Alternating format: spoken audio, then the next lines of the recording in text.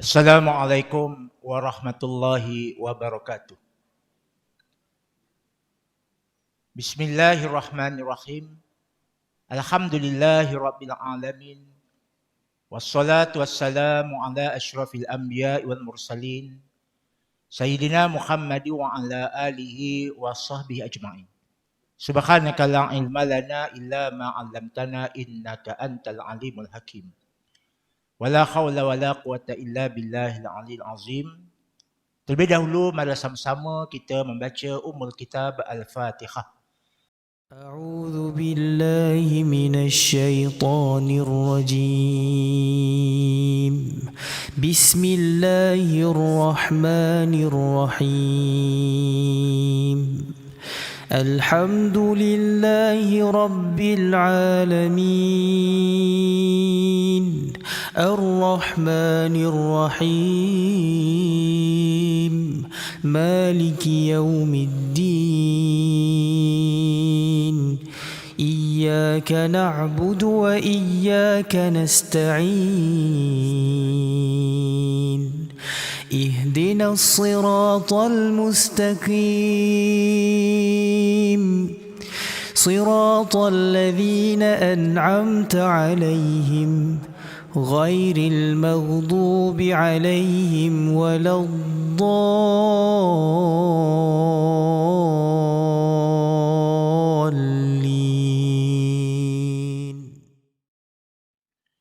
Yang berusaha Ustaz Ismail bin Jaafar, Ketua Penolong Pengarah Unit Pembangunan Adab dan Nilai Jabatan Pendidikan Islam Jabatan Pendidikan Negeri Selangor. Yang berusaha Ustaz Muhammad Emri bin Abdul Razak, Penolong Pengarah Unit Pembangunan Adab dan Nilai Jabatan Pendidikan Negeri Selangor. Yang dihormati Ustaz Abdul Malik bin Muhammad, Penolong Pegawai Pendidikan Unit Pendidikan Islam Pejabat Pendidikan Daerah Sabak Bernam. Yang dihormati Ustaz Muhammad Helmi bin Badrun, Penolong Pegawai Pendidikan Unit Pendidikan Islam.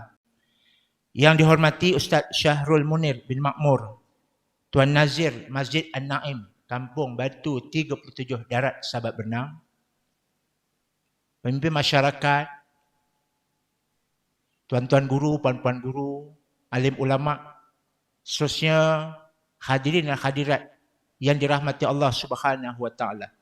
Alhamdulillah, pertamanya mari sama-sama kita merafakkan syukuran kita kepada Allah Subhanahu wa taala kerana dengan izinnya pada hari ini kita dapat dipertemukan dalam satu program forum Halaqah Tafaqquh Fid Din bersempena Ma'al Hijrah untuk tahun 1445 Hijrah. Tajuk forum yang dipilih pada hari ini adalah penghayatan hijrah dalam memertabatkan profesionalisme perguruan.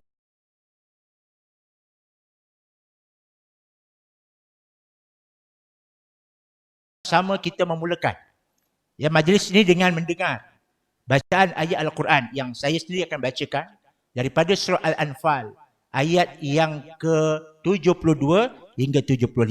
Marilah sama-sama kita mengambil faedah dan tadabbur ayat tersebut untuk kebaikan kita bersama. A'udzu billahi minasyaitonir rajim. Innal ladzina amanu wa hajaru wa jahadu bi amwalihim wa anfusihim وجاهدوا بأموالهم وأنفسهم في سبيل الله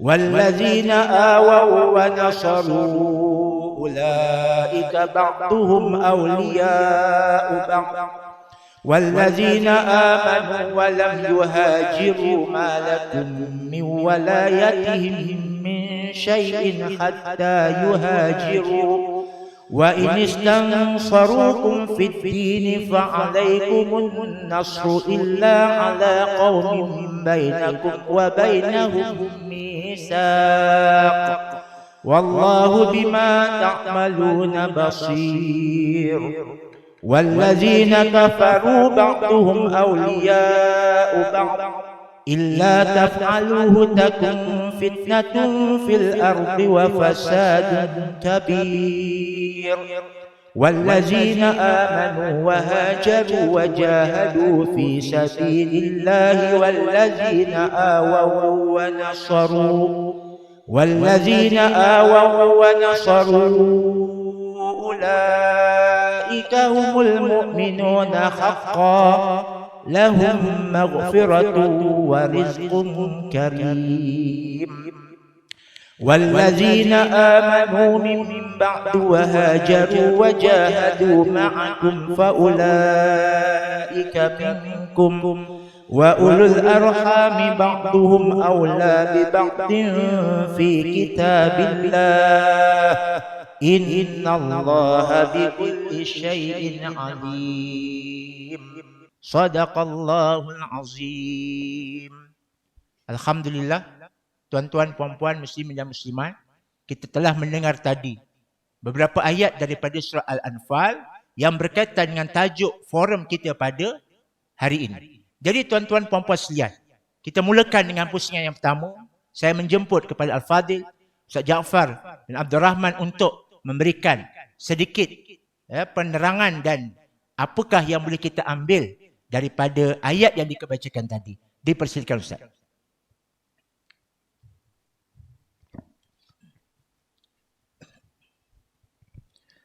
Assalamualaikum warahmatullahi wabarakatuh. Alhamdulillahirabbil alamin.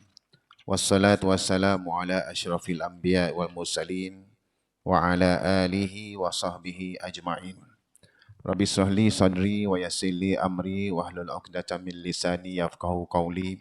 Subhanaka la ilma lana illa ma 'allamtana innaka antal alimul hakim. Wala haula wala quwwata illa billahil aliyil azim.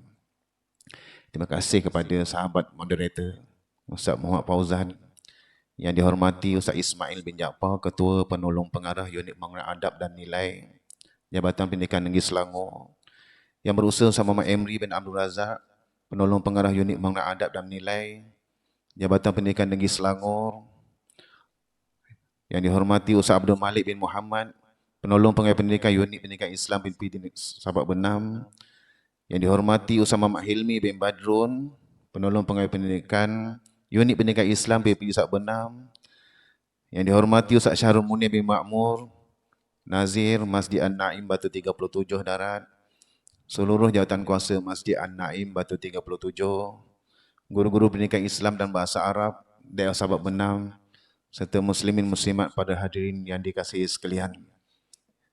Yang mana berkaitan dengan ayat yang dibaca oleh moderator tadi, Ustaz Muhammad Fauzan, berkenaan dengan surah Al-Anfal, ayat 70 hingga 75. Jadi saya mengambil kesempatan di sini untuk memetik ayat 72 surah Al-Anfal ini yang berbunyi, A'udzubillahi minasyaitonirrajim. Innal ladzina amanu wa hajaru wa jahadu bi amwalihim wa anfusihim fi sabilillah. والذين آووا ونصروا أولئك بعضهم أولياء بعض والذين آمنوا ولم يهاجروا ما لكم من ولايتهم من شيء حتى يهاجروا وإن استنصروكم في الدين فعليكم النصر إلا على قوم بينكم وبينهم ميثاق والله بما تعملون بصير. Muslimin muslimat yang dikasihi sekalian, ayat ini bermaksud sesungguhnya orang-orang yang beriman dan berhijrah serta berjihad dengan harta dan jiwanya pada jalan Allah, dan orang-orang yang memberikan tempat kediaman dan memberi pertolongan, yakni kepada orang-orang muhajirin, mereka antara satu sama lain saling melindungi. Dan terhadap orang-orang yang beriman tetapi belum berhijrah, maka tak ada kewajipan sedikit pun bagimu melindungi mereka sampailah mereka berhijrah. Tetapi jika sekiranya mereka meminta pertolongan kepadamu dalam urusan pembelaan agama, maka wajib bagi kamu memberikan pembelaan agama. Wajib bagi kamu memberikan pertolongan, kecuali terhadap kaum yang terikat perjanjian antara kamu dan mereka. Dan Allah Maha melihat apa yang kamu kerjakan. Muslimin muslimat yang dikasihi sekalian, apa yang kita faham daripada ayat 72 surah Al-Anfal ini? Yang kita faham daripada ayat ini ialah kita faham bahawa ayat ini menyatakan bahawa 3 golongan yang terlibat dalam proses hijrah ini. Iaitulah 3 golongan kaum muslimin dan dia mempunyai kaitan antara satu sama lain. Antaranya ialah 3 golongan ini. Yang pertama, kaum yang disebut oleh Allah, kaum yang mendapat darjat yang tinggi di sisi Allah, iaitulah kaum muhajirin. Bila sebut kaum muhajirin, kita selalu dengar kan kaum muhajirin, iaitulah kaum yang bersama-sama dengan Nabi SAW berhijrah daripada Makkah ke Madinah. Itu dinamakan sebagai kaum muhajirin. Kaum inilah yang melakukan hijrah bersama Nabi SAW hingga rela memperjuangkan, berkorban memperjuangkan agama Islam melawan kaum musyrikin yang sangat kejam. Muslimin muslimat dikasihi sekalian, jika kita menelusuri sirah Nabi SAW, bermula daripada tahun pertama Nabi diangkat menjadi Rasul, hinggalah tahun ketiga, masih lagi selamat dakwah Nabi. Kerana apa? Kerana belum lagi mendapat wahyu daripada Allah untuk menyebarkan agama Islam secara terang-terangan. Tetapi apabila tahun keempat kenabian, bila turun je ayat fasda' bima tu'mar, perintah Allah menyebarkan Islam secara terang-terangan, maka berlakulah penentangan secara terbuka daripada musyrikin Quraisy. Walaupun sebelum ini musyrikin Quraisy itu bukannya orang lain dengan Nabi SAW. Kaum keluarga Nabi, jiran tetangga Nabi, sahabat handai Nabi. Tetapi apabila turunnya wahyu menyuruh Nabi SAW mengembangkan Nabi secara terbuka, maka berlakulah penentangan yang sangat dahsyat. Antaranya ialah berlakunya penyiksaan secara fizikal. Kita melihat di sini bahawa golongan-golongan sabiqun yang terdiri daripada sahabat-sahabat yang terkenal, contohnya Bilal bin Rabah, bagaimana dia disiksa oleh tuannya Umayyah bin Khalaf, diseret ke tengah padang pasir tanpa berbaju, dipaksa keluar daripada agama yang dibawa oleh Nabi SAW. Tetapi kekentalan iman Bilal bin Rabah mempertahankan akidahnya hinggalah memaksa Umayyah bin Khalaf menyiksa dengan lebih agresif, iaitulah menindihnya dengan batu yang besar. Hinggalah Bilal bin Rabah ini tak dapat apa nak diperkatakan lagi melainkan Ahad, Ahad, Ahad. Kita selalu mendengar cerita-cerita macam ini. Yang kedua, keluarga Sumayyah. Yang mana keluarga Sumayyah ni golongan sahabat yang pertama meninggal dalam keadaan syahid kerana disiksa oleh orang-orang musyrikin. Kerana apa? Kerana beriman dengan apa yang dibawa oleh Nabi SAW. Sumayyah syahid. Sumayyah, Ubaidullah syahid. Yasir syahid. Kerana apa? Kerana dibunuh oleh musyrikin Quraisy, mempertahankan akidah. Kejamnya musyrikin Quraisy ini membantai golongan-golongan sabiqun. Kerana apa? Kerana mengikut dakwah yang dibawa oleh Nabi SAW. Paling mengerikan. Dalam banyak-banyak sekali kalau kita menulis sirah Nabi SAW, yang paling dahsyat sekali ialah azab ataupun siksa yang dikenakan ke atas sahabat Nabi yang bernama Khabbab bin A'ra. Khabbab bin A'ra ni seorang tukang besi, Syekh. Dia ni pandai buat tombak, parang, semua kerja-kerja besi ni, itu memang kepakaran Khabbab bin A'ra. Apa yang kena kepada Khabbab bin A'ra setelah tuannya tahu dia telah memeluk agama yang dibawa oleh Nabi SAW, tuannya memanaskan api, memanaskan besi, membakar besi hingga merah menyala, disapu ke atas belakang Khabbab bin A'ra ni. Diikat dulu terlebih dahulu Khabbab bin A'ra ni di tiang. Di tepi-tepinya dinyalakan api di keliling tiang yang diikat Khabbab bin A'ra ni di tengah-tengah. Lalu disapukan besi yang merah menyala tu. Dipaksa Khabbab bin A'ra ni keluar daripada Islam. Akhirnya apabila disapu dengan besi yang merah menyala, gugurlah bersama daging-dagingnya, air-air dagingnya hingga mematikan api-api yang dibakar di keliling Khabbab bin A'ra ni. Dan keadaan itu pun Khabbab bin A'ra ni masih lagi berpegang teguh dengan agama Islam. Hinggalah yang terakhir tuannya menyapu besi yang merah menyala tu daripada kepala sampai ke belakang hingga tertanggal daging kepala Khabbab bin A'ra ni.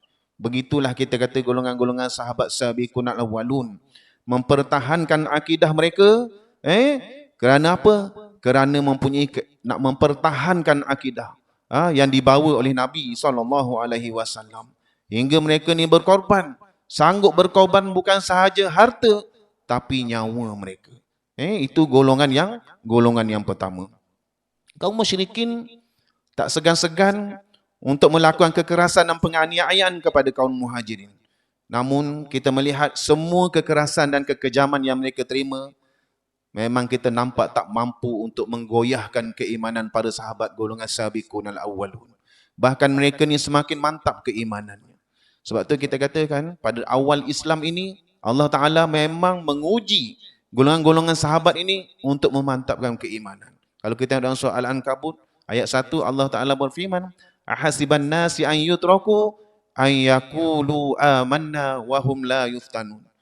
Apakah kamu mengira cukup sekadar kamu mengatakan kamu beriman sedangkan kamu tidak diuji? Maka beginilah untuk memantapkan iman-iman golongan sahabat, golongan sabiqun al-awwalun, Allah Ta'ala mengenakan ujian-ujian kepada mereka. Muslimin muslimat yang dikasihi sekalian, golongan yang kedua yang kita faham daripada ayat 72 surah Al-Anfal ini ialah golongan kaum Ansar di Madinah. Golongan Ansar di Madinah yang memeluk agama Islam. Kaum ini telah berjanji kepada Nabi SAW untuk siap berkorban dengan harta benda mereka dengan dipersaudarakan oleh Nabi SAW daripada dengan kaum Muhajirin. Seperti mana yang kita faham, kaum Ansar ini terdiri daripada suku Aus dan Khazraj yang mendiami Yathrib sebelum kedatangan Nabi SAW. Kehidupan mereka ni sentiasa berperang. Antara Aus dan Khazraj ni sentiasa berperang. Tetapi hebatnya mereka, kenapa mereka boleh bersatu? Kenapa mereka boleh berdamai? Ukhuwah Islamiyah. Ukhuwah Islamiyah. Hingga mereka sanggup menerima orang-orang muhajirin yang datang daripada Mekah, berhijrah daripada Mekah ke tempat mereka di Madinah. Kenapa? Yang menyatukan mereka ialah kalimah thayyibah la ilaha illallah. Hingga kemudian Rasulullah menanamkan rasa ukhuwah antara kedua golongan ini dan membuat kaum Ansar ini memandang kaum Muhajirin ini sebagai saudara kandung. Antaranya ialah mereka merasakan tak ada beza hak dan kewajipan antara mereka, melahirkan hubungan saling tolong menolong. Contohnya Sayyidina Abu Bakar, Nabi SAW bersaudarakannya dengan Kharizah bin Zaid. Umar Al-Khattab bersaudara dengan Itban bin Malik Al-Khazraji. Abdurrahman bin Auf bersaudara dengan Sa'ad bin Rabi'. Dan mereka ni umpama ahli keluarga mereka sendiri, berkorban apa saja. Ini golongan yang kedua. Golongan yang ketiga yang dimaksudkan oleh ayat 72 surah Al-Anfal ini ialah golongan kaum muslimin yang tidak melakukan hijrah ke Madinah. Mereka inilah orang-orang yang menetap di negeri yang dikuasai oleh kaum musyrikin.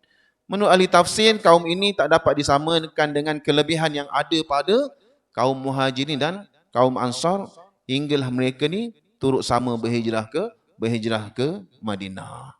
Jadi kita rasa bahawa permulaan hijrah ni ialah bermula dengan kesakitan. Akhirnya mereka daripada kekuatan yang dikumpul kerana disiksa oleh musyrikin Quraisy, itulah mereka mendapat kekuatan untuk membuat perubahan dalam diri mereka, untuk berhijrah dari tempat baru, untuk mencari satu lokasi baru yang mungkin lebih mencermelangkan mereka untuk mengembangkan agama. Di samping matlamat utama mereka ialah untuk mewujudkan daulah Islamiyah. Saya rasa untuk pertandingan bersama ni, moderator, panjang sangat ke? Sekadar itu dulu moderator. Moderator pun pandang aja lama sangat ni. Terima kasih. Wallahu alam. Terima kasih kepada ahli panel kita yang pertama, Ustaz Jaafar, yang kalau diberi lebih tu boleh lagi tu. Tapi kita ada masa yang terhad. Kita cuba untuk sama-sama mengambil pengajaran daripada perkongsian dan penerangan tentang surah Al-Anfal ayat yang ke-72 sampai 75 tadi. Mudah-mudahan kita dapat manfaatkan. Antaranya adalah sesungguhnya hijrah ini adalah satu perkara yang besar yang berlaku pada zaman Rasulullah, dan dia memberikan kesan yang cukup hebat kepada Islam. Contohnya melalui persaudaraan muslimin di kalangan orang Muhajirin dan Ansar. Kemudian kita lihat bahawa Ya, apabila orang-orang Islam di Mekah itu disiksa, diuji, mereka berhijrah, maka janji Allah itu ya telah mereka peroleh ya kejayaan yang gilang gemilang. 10 tahun di Mekah, 13 tahun di Mekah dan 10 tahun di Madinah. Dan kesabaran mereka, ya mereka telah berjaya menjadi orang-orang yang terbaik ya di sisi Allah Subhanahu wa taala. Sehingga adanya ayat-ayat Al-Quran yang memuji orang-orang Muhajirin dan Ansar. Jadi tuan-tuan sekalian, kita nak teruskan kepada slot kita. Ya, untuk ahli panel yang kedua, Ustaz Taftazani. Ya, macam mana pula Ustaz kalau diberikan ya kepada kita ya perkongsian tentang bagaimana dengan hadis-hadis ataupun hadis yang terpilih yang boleh kita kongsikan.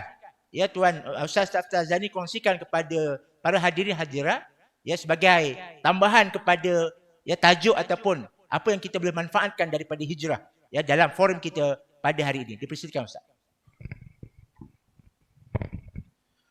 أعوذ بالله من الشيطان الرجيم بسم الله الرحمن الرحيم الحمد لله والصلاة والسلام على رسول الله وعلى آله وصحبه أجمعين. Assalamualaikum warahmatullahi wabarakatuh. Masih pada Ustaz Fauzan selaku pengacara forum pada petang ini. Jadi saya mengambil peranan untuk sesi yang pertama ini sebagaimana yang diajukan soalan oleh Tuan Pengurusi tadi, Ustaz Fauzan, untuk kita kongsikan hadis berkenaan dengan hijrah. Tuan-tuan rahmati Allah Subhanahu wa taala, satu hadis yang saya petik daripada baginda Nabi SAW. Nabi menyebut la hijrata ba'da al-fathi walakin jihadun wadiyatun wa idza safartum fanfiru. Tiada lagi hijrah selepas pembukaan kota Mekah, tapi yang masih ada ialah jihad dan juga niat. Apabila kamu diminta untuk berjihad, maka lakukanlah. Jadi peristiwa hijrah tadi disebut oleh Ustaz Jaafar melalui kupasan ayat Al-Quran dan sebagainya antara kaum Muhajirin dan Ansar dipersaudarakan melalui peristiwa hijrah ini. Jadi saya mengambil satu hadis ini untuk kita melihat ruang lingkup yang lebih luas, tuan-tuan puan-puan sekalian, bahawa Nabi menyebut hijrah itu setelah pembukaan kota Mekah ni, maka tak adalah berlaku hijrah lagi. Maksudnya hijrah yang paling hebat di dalam sejarah. Yang mana Nabi berhijrah daripada tanah air yang dicintai di Mekah itu, meninggalkan anak isteri, meninggalkan ahli keluarga, berhijrah ke Madinah. Bukan dalam kita kata suasana yang damai, tapi suasana yang sangat sengit. Kita kata suasana yang sangat mengancam nyawa Nabi dan para sahabat. Jadi sebab itu Nabi, kita melihat hijrah ini tidak ada lain dah. Inilah paling hebat hijrah yang nak bawa agama Allah Subhanahu wa taala sehingga tinggal segala-galanya. Ahli keluarga, harta benda, tanah air tinggal. Semata-mata nak bawa agama Allah Subhanahu wa taala dan perintah Allah taala. Jadi hadis yang kita sebutkan tadi itu hijrah. Nabi kata selepas ni tidak berlaku begitu. Kerana hari ini kita sangat damai. Nak pergi ke Mekah, nak pergi ke Madinah, nak berhijrah ke mana sahaja, maka sangat selamat. Termasuk kita nak menghidupkan rumah-rumah Allah, bukan setakat nak datang semayang, nak berforum, nak berusrah, nak berkenduri pun orang guna masjid hari ini.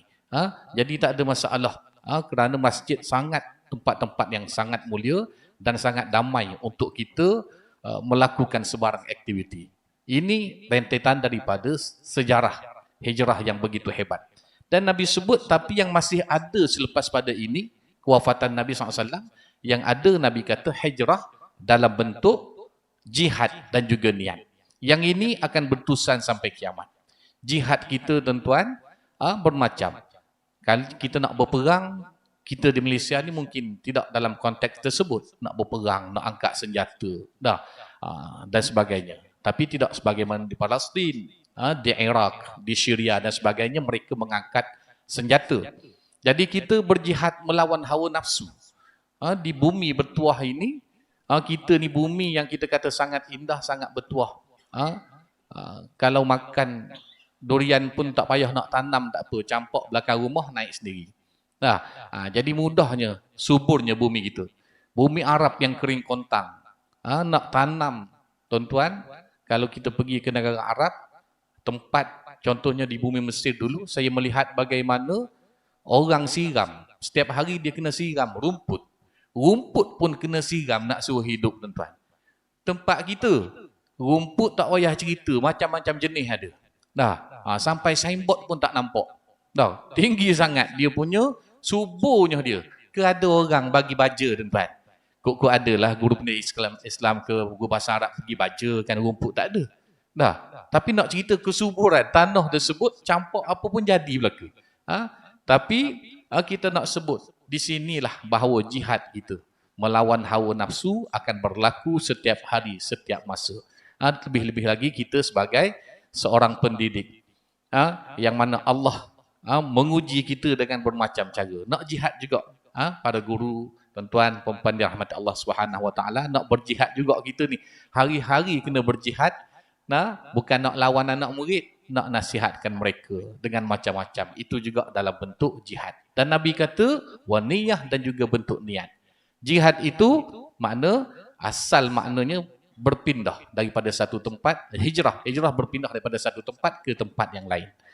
Itu hijrah. Jadi dalam konteks hijrah ini juga dalam bentuk jihad dan juga niat. Sentiasa niat kita itu nak jadi yang lebih baik dan lebih baik. Jadi kita melihat hijrah yang asal yang diceritakan oleh Ustaz Jaafar tadi, begitu perpindahan Nabi. Tetapi dalam masa yang sama, hijrah yang sama, Nabi mengajak kita bukan sekadar nak berpindah tempat, nak berpindah milik begitu. Tapi berpindah daripada niat yang tidak baik kepada niat yang lebih baik. Daripada perbuatan yang tidak baik kepada perbuatan yang lebih baik. Daripada amalan yang tidak baik kepada amalan yang lebih baik. Jadi semua itu adalah bentuk hijrah yang boleh kita sama-sama ambil manfaat daripada hadis yang kita sebutkan tadi. Dan dalam hadis yang lain Nabi menyebut bahawa innal muhajira man hajara ma nahallahu anhu. Nabi menyebut bahawa sungguhnya orang yang berhijrah itu adalah orang yang meninggalkan perbuatan yang dilarang oleh Allah Subhanahu Wa Taala. Itu juga adalah disebut muhajir, orang berhijrah. Hijrah ni mana? Kita bayangkan bahawa kita nak berpindah, kita nak berhijrah. Ustaz Jaafar berhijrah daripada Terengganu dah jadi Jawa dah. Dah. Kalau duk bercakap ni pun botol budu pun tak ada dah kat rumah. Jadi Jawa juga dah. Jadi bermakna di sini hijrah itu yang asal maknanya kita kata sebut. Rupanya yang Nabi sebut itu supaya kita melakukan hijrah ni setiap masa, setiap hari, setiap waktu. Hijrah itu yang Nabi sebut supaya kita berhijrah tinggal perbuatan manahallahu anhu. Berhijrah meninggalkan perbuatan yang dilarang oleh Allah Ta'ala. Itu juga hijrah. Hijrah. Jadi yang ni yang kalau konteks kita keguruan ini, cikgu dia akan ajak anak murid hari-hari duk benda yang sama lah. Jangan buat. Tak, kita nak suruh buat benda baik je. Yang tak baik kita tinggalkan. Itu sebenarnya dalam konteks hijrah yang sentiasa berlaku setiap hari dalam kelas, di luar kelas dan sebagainya. Karena anak murid kita hari ini mungkin nak erti hijrah ni nak terap sungguh dalam hidup dia. Supaya mereka lebih beradab, supaya mereka ni zaman mereka. Zaman yang canggih, zaman internet, zaman yang macam-macam, TikTok dan sebagainya. Jadi nak hijrah mereka ini, maka kita memerlukan kepada sebuah pengorbanan yang sangat besar. Jadi tuan-tuan muslimin, muslimat dan rahmati Allah Subhanahu Wa Taala. Saya ambil satu lagi hadis Nabi SAW dalam membincangkan masalah hijrah ini, yang mana Nabi sebut, wal muhajiru man hajaral khataya wal dhunub. Itu juga daripada satu hadis Nabi SAW. Nabi kata orang yang berhijrah itu adalah man hajaral khataya. Orang yang berhijrah meninggalkan kesalahan. Yang kedua, wal dhunub, dan juga dosa. Jadi bermakna hijrah ni akan berlaku sentiasa. Orang tinggal kesilapan, kesalahan. Dan orang yang meninggalkan dosa, itu juga manusia yang berhijrah. Supaya kita takut kita memahami konteks yang sempit. Hijrah kena naik kereta, hijrah kena naik motor, kena naik kapal terbang, kena macam Nabi, naik unta. Itu hijrah yang fizikal. Tetapi hijrah yang akan berlaku dan sentiasa berlaku ini, hijrah melawan hawa nafsu. Hijrah daripada yang tidak baik kepada yang lebih baik. Dan begitulah seterusnya. Jadi tuan-tuan puan rahmati Allah Subhanahu Wa Taala, saya ingat untuk round pertama, boleh saya sampai situ dulu. Wallahu a'lam. Terima kasih pada Ustaz Tafzani di atas perkongsian dan penjelasan terhadap beberapa hadis yang berkaitan dengan hijrah. Dan saya percaya tuan-tuan, ya kita mungkin ada menghafaz satu hadis yang sangat terkenal, hadis sahih, ya riwayat daripada Umar bin Al-Khattab. Ya kalau dalam subjek stam, ya saya sebutkan hadisnya adalah disebut sebagai hadis sahih tapi perawinya hanya seorang. Ini dalam bab hadis gharib tak salah saya.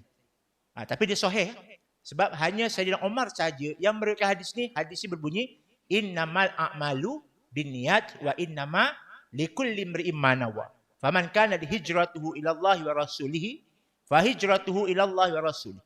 Wa man kana hijratuhu lidunya yusibuha aw imra'atin yankihuha fa hijratuhu ila ma hajara ilaihi. Ustazah saya harap fahamlah yang saya baca tadi. Kan? Harap fahamlah ya. Jadi saya tak nak terjemahkan. Ya tuan-tuan puan-puan, ya juga saudara ya yang hadir muslimin muslimat, ya percaya biasa dengar. Hadis ni cuma ya mungkin kita boleh ambil manfaat. Ya bersama dengan program forum kita pada hari ini, tuan-tuan rujuk semula hadis ni, cuba dapatkan ya maklumat dan kefahaman yang lebih baik ya supaya kita dapat mengaplikasikan ya tuntutan hijrah ya dalam kehidupan kita dari masa ke semasa. Kita akan masuk kepada pusingan yang kedua. Tuan-tuan dan puan, tajuk forum kita adalah penghayatan hijrah dalam memartabatkan profesionalisme perguruan. Nak terbelit lidah ni. Nak saya cakap ni payah sikit. Bahasa standard kan. Ya, tuan-tuan dan puan, jadi minta maaf ya, kita punya fokus adalah untuk pusingan kedua ni kita nak berbincang tentang guru pula. Ya, sebab tajuk kita berkaitan dengan guru. Jadi pada pandangan Ustaz Taftazani lah. Ya, kita mulakan pusingan yang kedua ni dengan Ustaz Taftazani. Ya mungkin. Ya tadi dah disebut sikit-sikit kan. Ya tentang hijrah kaitkan dengan guru, kaitkan dengan pelajar. Jadi mungkin Ustaz boleh cuba untuk datangkan beberapa contoh ya ataupun cara supaya kita boleh betul-betul aplikasikan hijrah ini ya sebagai seorang guru. Ya, lagi-lagi dengan suasana hidup kita yang lebih mencabar kan. Kita berhadapan dengan teknologi, media sosial kan. Ya saya yang dulu tak tahu TikTok, minggu lepas dah buka dah TikTok. Dah jadi ahli TikTok dah. Baru nak belajar. Itu TikTok kan. Tapi serahkan kepada Ustaz lah ya untuk berkongsi apa yang boleh kita lakukan ya sebagai ya cara mempraktiskan, mengaplikasikan hijrah itu dalam kehidupan sebagai seorang guru. Dipersilakan. Terima kasih pada Ustaz Fauzan. Terus pada ingat Ustaz Jaafar dulu. Jadi yang pusingan kedua tentang mengaplikasikan tuntutan hijrah dalam konteks kita mengajar sebagai guru, Ustaz-Ustazah yang berada di hadapan saya yang lebih memahamilah dalam etika kita nak membimbing anak-anak kita. Jadi saya mengambil beberapa perkara pendekatan untuk kita aplikasikan dalam tuntutan hijrah dengan nak kaitkan dengan keguruan ini, masalah kita dan masalah anak-anak kita. Yang pertama, saya melihat kita ambil satu isi bermakna hijrah itu kita meninggalkan perbuatan-perbuatan dosa. Jadi ini kita tuju kepada saya sendiri sebagai guru dan juga anak-anak didik kita. Cara untuk mengubah manusia ini adalah mesti dia lari dulu, keluar dulu daripada dosa. Sebab tu dalam agama kita banyak benda Nabi ajar kita supaya istighfar. فَقُلْتُ اسْتَغْفِرُوا رَبَّكُمْ إِنَّهُ كَانَ غَفَّارًا يُرْسِلُ السَّمَاءَ عَلَيْكُمْ مِدْرَارًا. Bermula daripada istighfar, cara pengampunan kita nak minta dengan Allah supaya Allah ampunkan dosa-dosa kita, maka caranya istighfar. Maka Allah akan berikan. Antaranya adalah Allah ampunkan dosa-dosa kita. Kemudian yang kedua disebut juga akan diberikan kalau sekiranya kemarau, yursilis sama, Allah akan turunkan hujan daripada langit kerana istighfar tersebut. Dan dengan istighfar yang sama juga maka Allah kurniakan zuriat-zuriat anak-anak yang mana bagi mereka kemungkinan yang dah ramai anak mungkin takut nak istighfar. Dia kata ustaz takut keluar lagi. Tak ada masalah dah nak keluar biarlah. Ada sahabat saya anak dia 2. Dia kata apa ustaz saya dikurang istighfar kot. Tahu pula dia. Tapi dia takut nak istighfar, takut keluar yang ketiga. Sebab yang bongsu dah tinggal 5 waktu tu, keluar lagi, jadilah dia takut hantar anak sekolah orang kata cucu ke, malu dia. Rupanya anak tak ada masalah. Jadi istighfar itu penyelesaian pada banyak perkara. Jadi kita pertama sekali hijrah kita aplikasikan dengan tinggalkan, ajar anak-anak didik kita supaya mendekatkan diri pada Allah Ta'ala. Jadi para guru dan tuan-tuan puan-puan yang rahmati Allah Subhanahu Wa Ta'ala, saya teringat sehari dua ni lah saya pesan pada anak-anak didik ni, bila mereka bercakap sama mereka tu kadang-kadang ada terlepas. Bab satu tu lah, BABI tu kan. Dia membodohkan orang lah. Tak, dia carut lah, maknanya benda-benda yang kadang dia tidak sengaja. Jadi saya mengambil pendekatan cukup budak ni dan seekor BABI tadi dia mesti ganti dengan 100 kali istighfar. Jadi hari ni dapat tangkap seorang. Berapa kali sebut? Sekali Ustaz. Dia bela sekor. Sekor dia bela. Jadi saya kata awak kena bayar balik 100 istighfar. Berdiri tepi pintu, astaghfirullahalazim alladzi la ilaha illa huwal hayyul qayyum wa atubu ilaih. Padan muka dia dah. Sebab apa? Nak ganti balik. Maknanya perkataan yang tidak sepatutnya dipanggil untuk kawan dan sebagainya kerana dia hanya gurauan saja. Para guru sekalian, mungkin kalau kita tengok anak-anak didik kita begitu, kadang dia terlepas dengan cercaan tersebut. Sebenarnya dia bukan ada niat apa pun, tapi mulutnya kita kata dia keluar. Jadi zikir.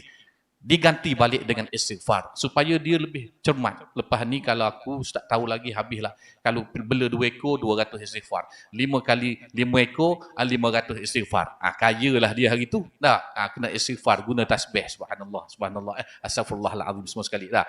Jadi bermakna kita nak supaya dia rasa berat untuk melakukan, mengucapkan perkara-perkara yang tidak sepatutnya bergelar sebagai seorang pelajar, apatah lagi pelajar-pelajar agama. Kemudian dalam masalah ini sama ada kita nak jauhkan daripada dosa besar, lebih-lebih lagi, dan dosa-dosa yang kecil. Jadi banyaklah kalau nak sebut tentang dosa ni banyak.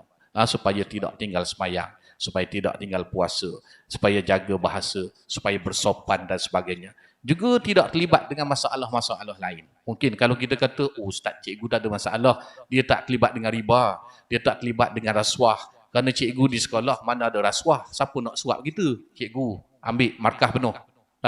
Bagi saya mumtaz, bagi saya A sebagainya. Mungkin kita sebagai guru tidak terlibat sangat dengan masalah-masalah ini. Tetapi terkadang masalah rasuah itu mungkin berlaku pada rasuah masa. Masa relief, masa ganti yang tidak masuk, masa yang sepatutnya 40 minit jadi setengah jam. Jadi bermakna di sinilah kalau kita melihat bahawa sebuah keberkatan itu, berkurangannya itu mungkin di antara kesilapan bukan sahaja kepada anak-anak didik kita, tetapi dia berlaku kepada guru dulu. Bila guru yang nak dekatkan diri pada Allah Ta'ala, maka dia akan asuh anak-anak didik kita nak jadi orang yang soleh baik juga. Jadi kita bermula dengan diri kita, masalah rasuah masalah harta benda sekolah dan sebagainya. Kalau kita melihat bahawa benda ni nampak macam simple, macam mudah, tetapi dari sudut harta orang ni, kalau para sahabat, contohnya Sayyidina Umar bin Abdul Aziz, ketika mana menguruskan harta kerajaan, hatta dia nak sign saja, borang itu, melihat ini hak kerajaan ke hak persendirian. Hak kerajaan dia ambil pen kerajaan, sign. Kemudian lilin yang dipasang, ini tujuan peribadi, dia tutup lilin yang hak milik kerajaan, pasang lilin sendiri. Susah Ustaz. Kalau kita macam mana? Aircon kena 2, aircon sekolah, aircon kita. Kipas sekolah, kipas kita. Macam mana nak buat? Tapi itulah golongan para tabi'in dulu, cukup dalam urusan harta ni, mereka cukup takut kepada Allah Subhanahu Wa Ta'ala. Menyebabkan mereka ni bila nak dilantik sebagai pemimpin tak nak berlaku. Takut lari berlaku. Tak ada melobi lantik aku lah, tak ada. Mereka lari kerana takutkan dengan apa yang akan datang selepas pada kematian. Takut amanah tersebut salah guna dan sebagainya. Jadi bermakna di sini kita bermula daripada guru dan kita asuh pada anak-anak kita di sekolah. Kemudian dalam pengertian aplikasi ini juga kita ambil peristiwa hijrah pertingkatkan kualiti amalan kita. Kualiti. Amalan ini bila mana ada ilmu, dia sedikit tapi pahalanya banyak. Sedikit kerana ada kualiti. Kerana antara syaitan, setan ni kita kata setan ni jahat belaka. Maksiat belaka. Tak ada setan baik, ada seekor Ustaz baik. Tak ada. Tetapi ada sedikit baik. Walaupun kita ada sedikit baik tu mana? Tuan-tuan sekalian, setan ni, kalau tengok cerita-cerita setan ni, maknanya dibaik ketika mana orang itu jahil. Syaitan baik pada orang jahil. Sebab bila orang jahil buat amal, setan akan bisik di telinga dia, buat banyak lagi. Perbanyakkan lagi. Setan kata pada orang jahil. Sebab apa? Bila orang jahil buat, maka yang jahil kedua tengok. Tak, yang jahil ketiga tiru. Maka belajarlah sama-sama jahil, jadilah macam netizen lah, pakat-pakat kutuk belaka. Tak tahu betul salah nanti dulu. Yang penting kutuk dulu, lepas tu baru taubat. Ini adalah ajaran setan juga. Buat dulu. Salah kemudian. Betul kemudian. Jadi bermakna di sini kita melihat bahawa syaitan berperanan juga untuk orang yang tiada ilmu dan orang jahil digalakkan supaya buat amal. Kerana amalan mereka rosak, amalan mereka tidak sah dan amalan mereka boleh mempengaruhi orang jahil yang lain ikut sama. Kita tengok bab semayang je bersekalian. Bab semayang, bab pergerakan, garu sana sini. Tegur hak kecil, dia kata pak cik macam tu juga. Sudah. Dah. Kita tegur anak murid, ustaz pun macam tu juga dia kata. Cikgu begini juga. Payah. Kerana bab ilmu. Sebab tu kualiti itu ada ilmu sedikit, amal dia berkualiti. Jadi bermakna dalam istilah ini kita sama-samalah terapkan kualiti amal ibadah itu supaya kita sendiri kualiti pun ada dan kita ajar kepada anak-anak didik kita. Kemudian yang ketiga, kita tingkatkan kuantiti amal. Galakkan untuk kita dan juga anak-anak didik kita hijrah tadi dengan cara perbanyakkan kuantiti. Tadi kualiti, kuantiti pun kena. Kuantiti pun kena. Dulu kita ajar anak murid kita semayang duha. Berapa? 2 rakaat. Takkan dah 10 tahun 2 rakaat lagi. Kita kata 10 tahun aja 2 rakaat. Budak tu buat selalu dah. Cikgu buat selalu dah. Tapi kenapa tidak ditambahkan kuantiti setelah kualiti selesai? Maka kita ajar tambah 4, tambah 6, tambah 8. Kadang-kadang anak didik ni, tuan-tuan puan sekalian, dia tak tahu, ustaz, berapa sebenarnya solat duha? 2 rakaat. Dia pun buat 2, habis. Dia ingat kota had hanya 2. Padahal boleh sehingga 8. Ada pendapat mengatakan sehingga boleh sehingga 12 rakaat. 2 rakaat salam, 2 rakaat sampai ke 12 rakaat. Jadi bermakna di sini banyak kualiti itu. Kuantiti diperbanyakkan. Jangan kita ajar hanya berhenti setakat tu saja. Qabliyah, ba'diyah habis. Kemudian ajar semayang hajat. 2 rakaat aja sehari, 2 rakaat sehari. Budak tu pegang sampai tua dah. Budak tu pun tua nak pencen juga dah. Nah, sama dengan cikgu dia. Lepas tu solat hajat.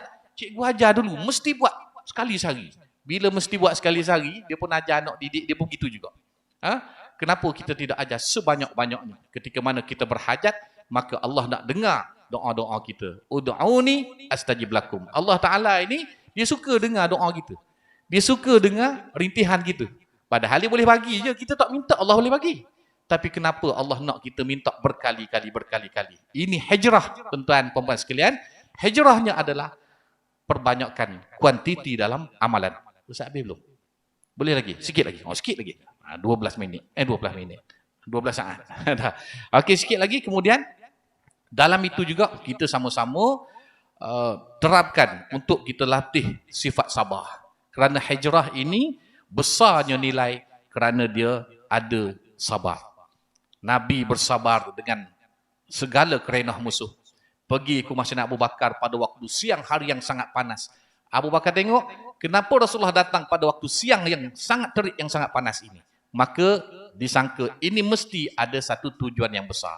Rupanya betul. Nabi nak ajak Abu Bakar hijrah. Bila? Esok. Allah tuan-tuan. Kalau orang datang petang di rumah kita, ketuk rumah, jom kita pergi Jepun. Bila malam ni? Agak-agak kita nak pergi ke? Walaupun duit tu ada, tak boleh nak bagi jawapan. Ke Jepun? Dah. Ke Bandung? Ingat nak makan mi Bandung? Ke Bandung sungguh dia ajak. Ke Jepun sungguh. Kita akan fikir. Padahal nak pergi, nak balik pun. Tapi ni hijrah. Pergi ke mana? Abu Bakar tanya. Nabi kata kena ke hijrah ke Madinah. Abu Bakar kata okey. Okey, tuan-tuan sekalian. Tinggal rumah. Tinggal harta benda. Okey, dia boleh jawab begitu. Maka besoknya bergeraklah mereka berdua. Ini adalah sabar. Sabar sungguh Abu Bakar. Dengan apa yang diperintah pada Nabi, dia pun telan sekali sama-sama. Susah sama-sama, senang sama-sama. Jadi itu bermakna di sini kita mencontohinya. Kerana sabar ini juga terapkan dalam diri kita sebagai cikgu dan juga kepada anak-anak didik kita dan keluarga kepada anak-anak didik kita. Makna penjaga kepada anak-anak didik kita. Sabar. Allah sebut dalam Quran, dalam bab peperangan dan sebagainya, banyak kali sabar. Siapa yang sabar, Allah sebut asyruna sabiruna wa yaghribuna mi'atain. Ada 20 orang yang sabar boleh mengalahkan 200 orang. Hari ini kita, guru sekalian, mungkin kita ada berapa puluh orang. Mungkin kita ada 100 orang. Kalau 100 orang wakil daripada sekolah sabak berenam, bermakna kita sudah mewakili 1000 orang cikgu. Nak sabar je. Allah ustaz ni bila nak habis dia ni? Sabar tu. Dia kata bila ni nak habis? Sabar. Jadi sebab tu banyak bab sabar ni disebut kejayaan itu bermula dengan sebuah kesabaran. Kemudian yang terakhir Ustaz, sikit lagi terakhir untuk pusingan kedua adalah hijrah ini mengajar taktikal yang sangat hebat. Makna kita cikgu nak asuh anak didik kita, kalau 500 orang, 500 perangai. 500 kepala, tak tahu mana cikgu. Baru selesai sini pula. Selesai sini pula. Jadi bermakna situ, Nabi dalam peristiwa ini banyak teknik-teknik yang Nabi buat, nampak simple tapi berjaya. Laluan, Nabi kata jangan lalu highway. Banyak sekatan roadblock kat sana. Macam PKP dulu. Saya daripada Kelantan nak mari Sabah, 8 roadblock kena hadapi. Surat. Soalan sama je, surat. Rasa nak tampal je surat kat situ. Tapi tak boleh buat begitu. Jadi makna sabar. Tunjuk. Lepas. Tunjuk. Lepas. Tunjuk. Lepas. Jadi bermakna di sini Nabi menggunakan taktikal yang sangat hebat. Tak terus. Rupanya Nabi naik, menyorok dulu di Gua Sur. Beberapa hari di situ.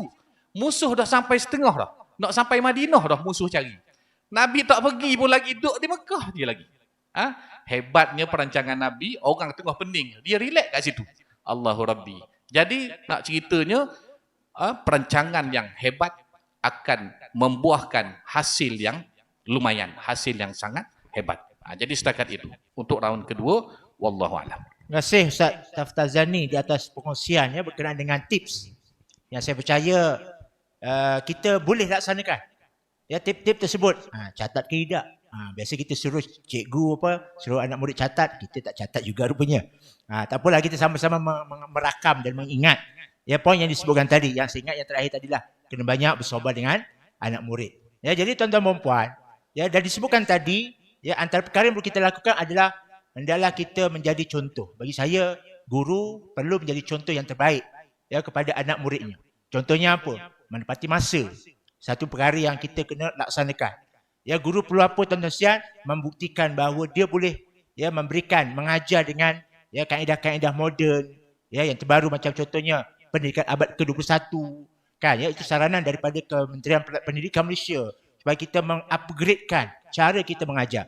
Jadi mungkin Ustaz Jaafar untuk minta penjelasan sedikit.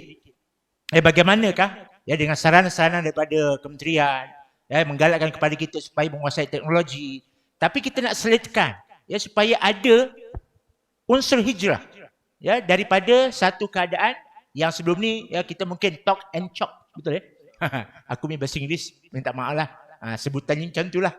Nak di-upgradekan dan kita cuba aplikasikan hijrah dalam aspek yang disebutkan tadi. Jadi perhatikan Ustaz.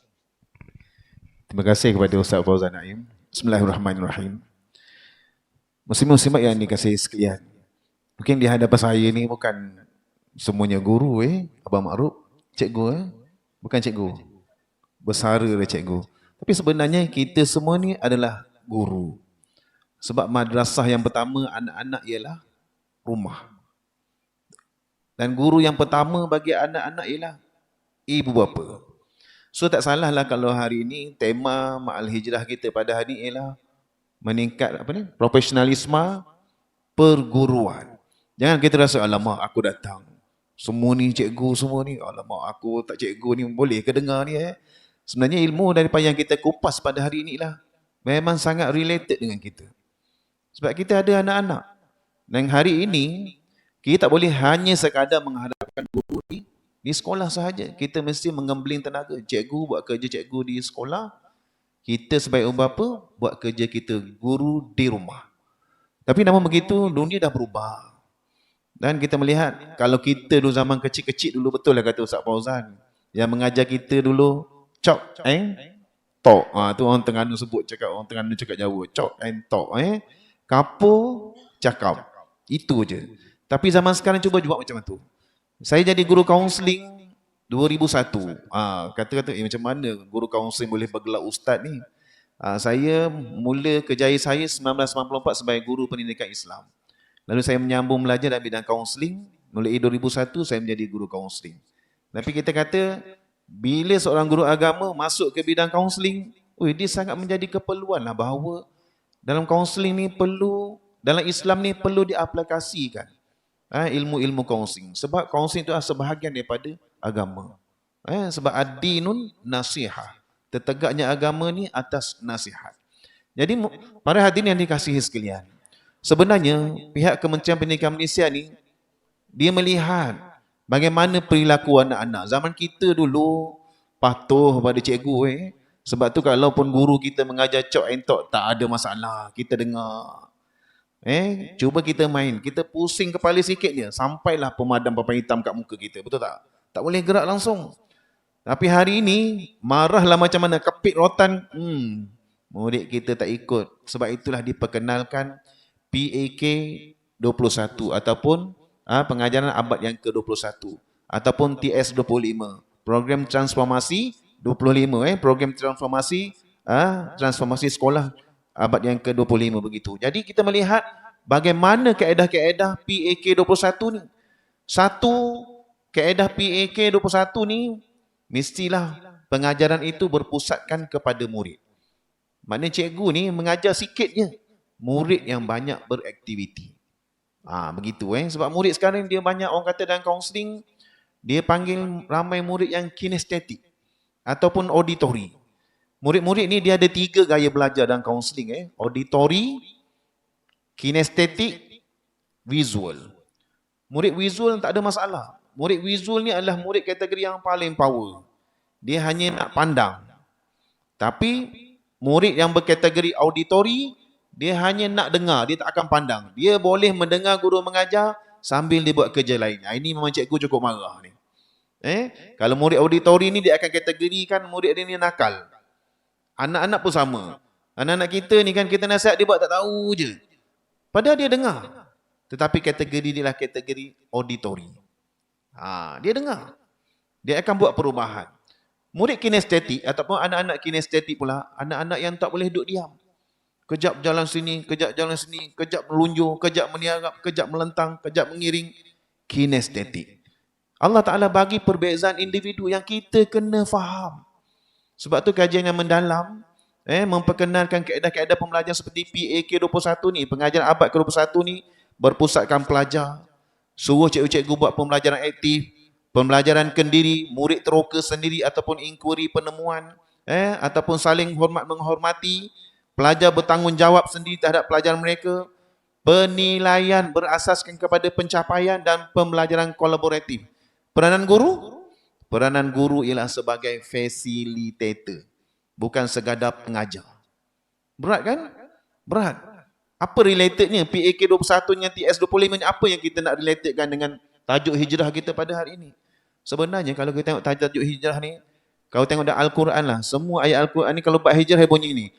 Ni surah At-Taubah ayat 20. Allazina amanu wa hajaru wa jahadu fi sabilillahi bi amwalihim wa anfusihim a'zamu darajatan indallah wa ulaika humul faizun. Tadi ayat Anfal ayat yang ke-72 pun sama juga bunyi macam dekat-dekat kan ni? Ini surah Taubah ayat 20 ni pun sama juga. Orang-orang yang beriman dan berhijrah serta berjihad di jalan Allah dengan harta dan jiwa mereka lebih tinggi darajatnya di sisi Allah. Mereka itulah orang-orang yang memperoleh kemenangan. Janganlah kita kecilkan sifat kecilkan definisi hijrah tu. Seperti kata Ustaz Astaf tadi, tak ada dah hijrah lepas hijrah Nabi daripada Mekah ke Madinah. Hijrah yang kita nak ada kepada hari ini dan diri kita sebagai guru ialah hijrah daripada kaedah pengajaran yang membosankan murid kepada kaedah pengajaran yang lebih memberi murid mendatangkan minat. Saya guru kaunseling lama. Berapa ramai pelajar saya datang, Ustaz, saya nak lepak bilik kaunseling boleh Ustaz? Dah kenapa? Alah Ustaz, cikgu tu pil tidur lah Ustaz. Pil tidur. Kenapa kata pil tidur? Dia baru buka mulut je kita orang dah menguap. Ha. Saya banyak mana murid-murid ramai yang datang mengadu pada saya. Tapi saya tak adalah cerita cikgu ni, cikgu tak adalah. Kaunseling tu kan rahsia. Tapi dari segi etika profesionalisme, kita tak boleh memburukkan rakan seprofesionalisme kita. Tapi walau macam mana pun kita cakaplah secara umum, betul tak? Sebab klien kita adalah murid. Guru dibayar gaji untuk memberi faham kemahiran kepada murid. Yang kita sedihnya ialah guru apabila dia mengajar, kau nak faham, lantak engkau lah. Kau nak belajar pun lantak engkau lah. Yang penting aku hujung bulan cocok keluar duit. Yang penting cocok keluar duit. Cocok keluar duit. Macam tu. Ada cikgu macam tu. Betul ni saya cakap ni. Ini adalah hasil sesi kaunseling yang saya telah laksanakan dengan murid saya. Maknanya yang ada kat sini bukanlah yang datang hari ni KP-KP yang hebat kan KP-KP yang hebat. Masa kan dilantik KP kalau tak hebat Jadi muslimat dikasihi sekalian. Ayat-ayat yang menyatakan tentang kita kena buat perubahan ni ialah semuanya kita kata orang-orang yang beriman hijrah ni dengan harta jiwa mereka ni tinggi darajatnya. Maksudnya ialah dia pertama sekali dia mesti berjihad. Jihad ni ialah dengan susah payah. Mana ada orang jihad dengan senang lenang, betul tak? Contohnya kita nak bangun qiyamul lail tengah malam. Senang ke? Susah. Kan 3:30, alah kejap lah. Lepas tu bangun pukul 4. Hujan pula tu. Alah nantilah hujan ni 4:30. Kan jaga dah 4:30. Dia kena mujahadah pukul 3:30 atau pukul 4 terjaga je, baling selimut terus bangun. Maknanya ialah bila kita nak buat kebaikan, kita mesti berjihad ataupun mujahadah. Setiap kebaikan yang kita nak buat itu mesti kita bertarung dengan diri kita. Terutama sekali ialah kita melihat hari ni anak-anak murid kita seperti mana Ustaz Taftang tadi kata tadi, cabarannya banyak. Cabaran yang datang daripada dalam rumah. Hari ni tak payahlah surat khabar, TV apa, tak payah. Bagi telefon dia satu. Ini bahana ni. Tapi saya tak adalah. Kita bukanlah bahana, kita nak kata benda ni. Dalam ni macam-macam. Yang boleh merosakkan pemikiran anak-anak. Sebabnya kita sebagai guru, kita kena kerja keras. Kena kerja keras. Begitu sebagai seorang guru. Guru buat kerja di rumah, guru buat kerja di sekolah, mak bapak bekerja di rumah. Daripada ayat tadi sebenarnya, ayat-ayat hijrah ni, semuanya sebenarnya akan diberi kemenangan sekiranya kita buat yang terbaik. Kita berkorban, kita berjihad ni dengan harta dan jiwa. Ada satu lagi ayat, dalam surah As-Saff Allah Ta'ala berfirman, Ya ayyuhallazina amanu, hal adullukum ala tijaratin tunjikum min azabin alim. Macam tu Ustaz, betul Allah Ta'ala kata, nak tak? Aku tunjukkan kepada kamu satu perniagaan. Perniagaan tu tunjikum min azabin alim. Perniagaan itu boleh menyelamatkan daripada tunjikum min azabin, daripada azab neraka. Apa dia? Tu'minuna billah. Tu'minuna billahi wa rasulihi wa tujahiduna fi sabilillah bi amwalikum wa anfusikum. Zalikum khairul lakum in kuntum ta'lamun. Maksudnya ialah bila kita berjihad, berubah dalam konteks kerja kita sebagai guru, kita kesian anak bangsa kita tau. Anak bangsa kita. Saya ni tengah pening-pening lalat ni. 2-3 minggu ni masjid pun pergi, semayang balik. Selepas berlakunya dialog prestasi nasional. Dialog prestasi nasional ni yang terkena, yang paling terkesan ialah guru bimbingan dan kaunseling. Fokusnya ialah 3 benda. 1, murid yang mendaftar SPM tak datang menduduki SPM. Isu pertama. Isu yang kedua, murid tak hadir ke sekolah tanpa sebab. Selangor tertinggi. Guru-guru kelas tahulah kan, bila tak hadir, tag. Okey, sebab apa? Sakit gigi, sakit kaki, demam, mesti ada sebab. Ini tak ada sebab. Dan yang ketiga, risiko murid cicir. 3 isu ni. Jadi kita melihatkan, kita tak boleh nak salahkan guru kaunseling. Ini mesti guru kaunseling tak buat kerja ni. Guru kaunseling kalau murid 600, berapa orang guru kaunseling? Baru 2 orang. Yang lain guru-guru akademik berapa ramai? Lagi ramai daripada guru kaunseling. Takkan kita nak salahkan yang minoriti? Bermakna kita, selain kita berstatus guru, kerjasama kita membentuk anak murid kita. Mungkin saya ambil kesempatan di sini, ponteng yang tak ada sebab ni kenapa? Kerana murid tak minat ke sekolah. Kenapa murid tak minat ke sekolah? Kenapa?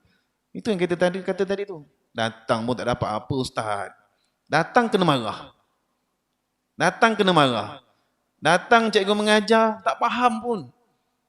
Buka mulut je tidur dah. Itu yang kita nak kata pain tidur ni. Tapi tak berlaku lah kot. Cubalah, saya nak cadangan kat sini, guru-guru berubahlah. Belilah LCD satu ke, ataupun panitia pendidikan Islam sediakan satu LCD. Mana-mana ustaz-ustazah nak pakai, ambil, silakan buat pengajaran. Menarik sikit. Kan, pasang wifi. Saya tengok dekat Serai Muhammadiyah tu, terbaik dia punya pengetua dia. Dah pindah ke Paid. Ustaz Fazli Royani. Semua kelas, semua ada TV. Dan ada wifi. Pakai beam ni. Pakai beam semua. Cikgu dia pakai laptop, tak payah sama wayar. Straight. Connect kepada TV. Maknanya nak online YouTube, nak tunjuk video. Nak ajar cara solat, tengok video. Kan murid-murid macam tu. Hari ni murid-murid terikat dengan gadget ni. Semua nak tengok. Semua nak tengok. Semua nak buat. Semua nak sentuh. Bukan macam kita dulu dengar je ustaz-ustazah kita mengajar. Ya Ustaz ya? Kita dulu alhamdulillah. Mengapa macam tu agaknya? Sebab mungkin mak ayah kita rajin ibadah kot. Kita hari ni penat bekerja, ibadah kita gitu je. Dulu mak ayah kita kerja kampung je kan ni. Tapi malam-malam isi koma.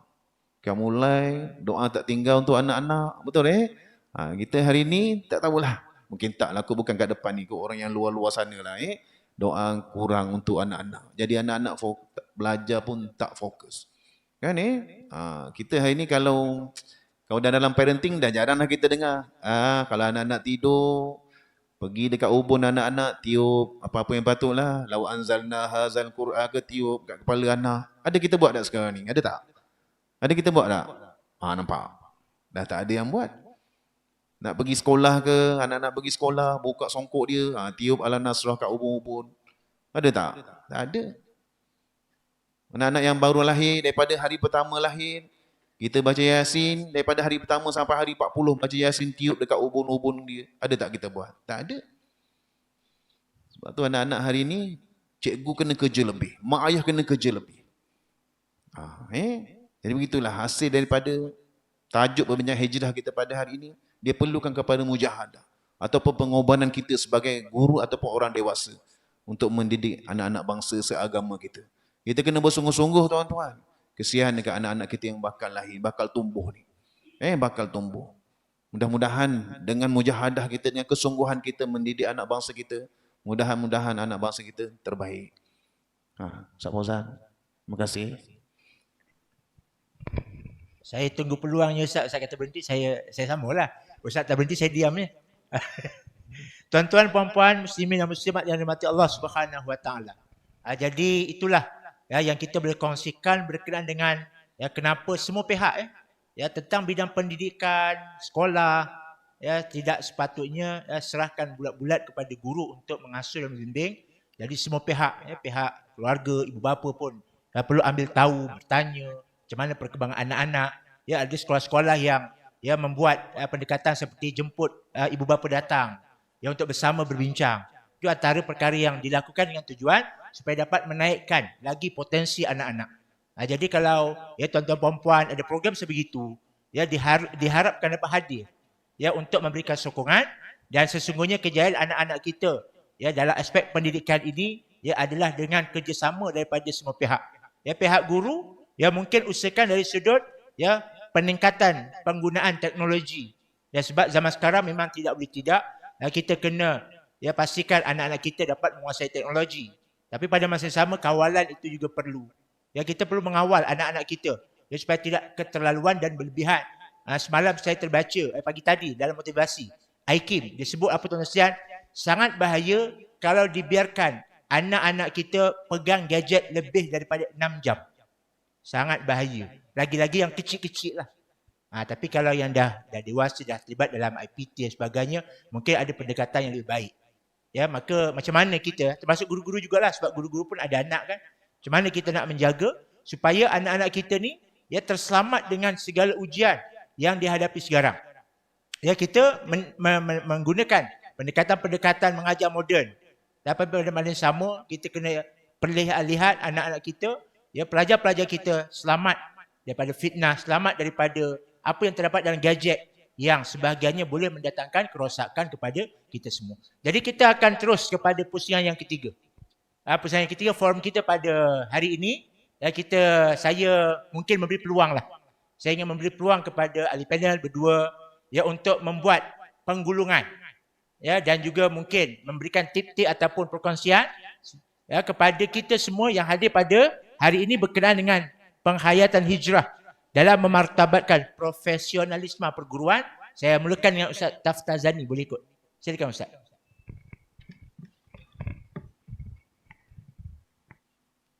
Terima kasih kepada pengerusi. InsyaAllah untuk yang terakhir, pergulungan Ustaz berapa minit? 10 minit. Okey, insyaAllah.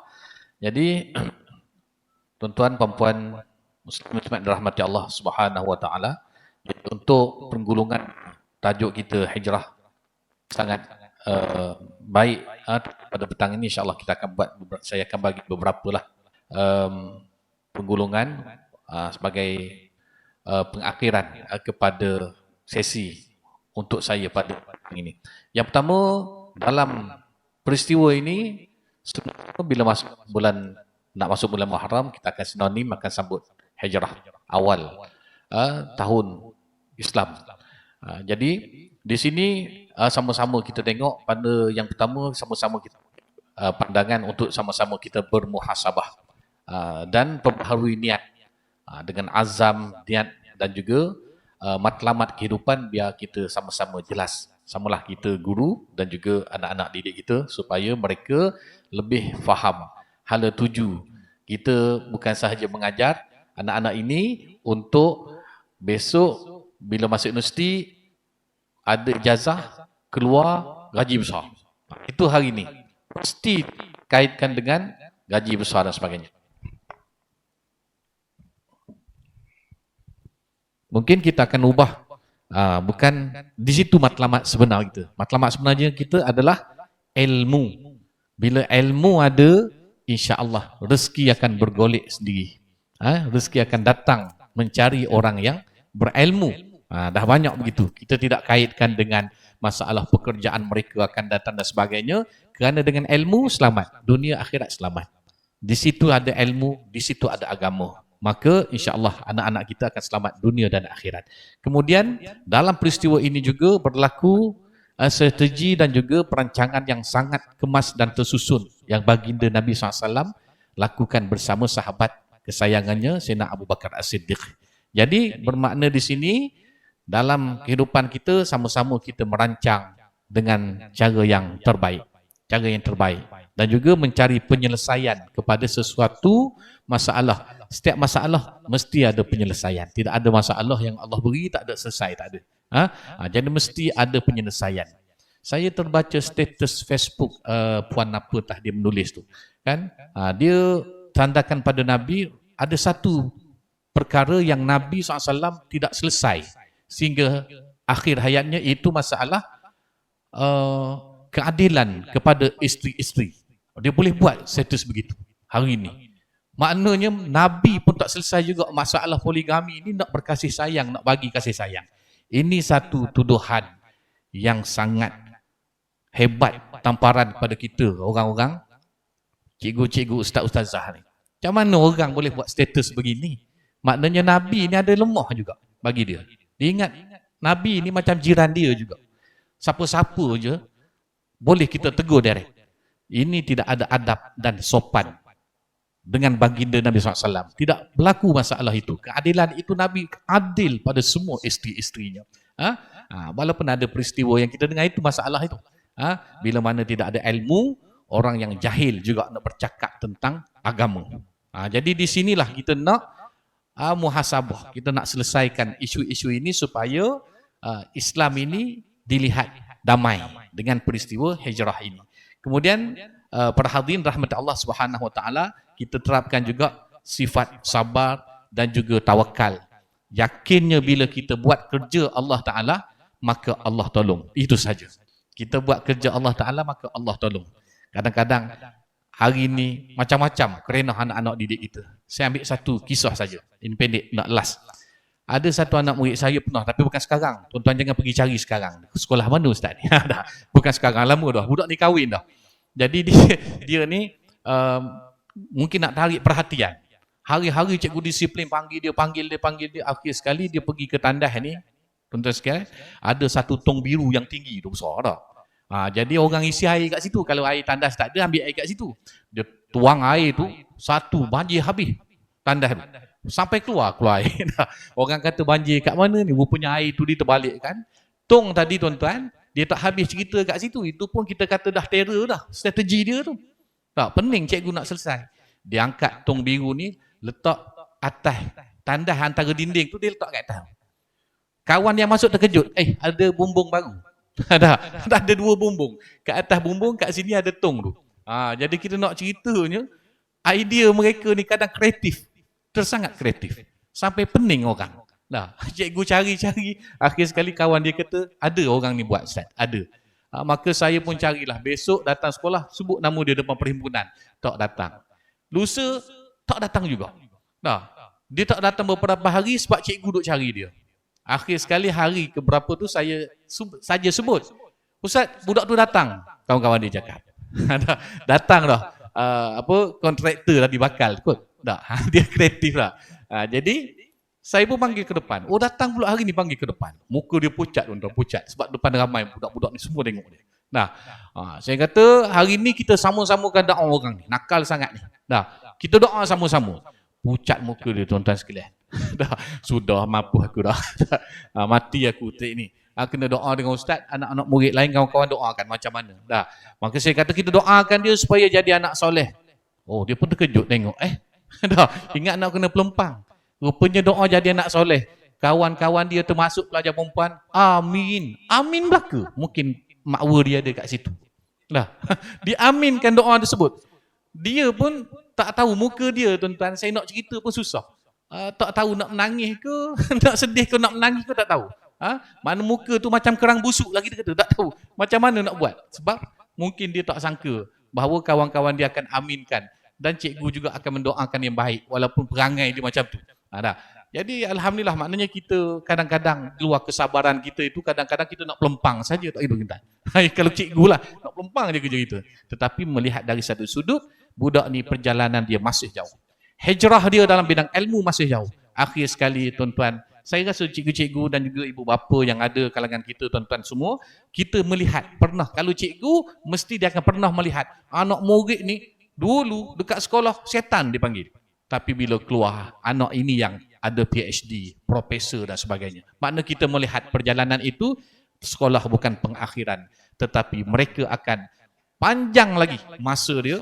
Jadi kita doalah kesolehan dan kesolehah mereka waktu di hadapan kita, mudah-mudahan. Bukan hari ini dia baik, bukan hari ini dia berubah, tapi hijrah itu panjang, dia akan berubah di alam pekerjaan selepas kahwin. Ataupun sebelum matinya, dia akan jadi orang yang soleh.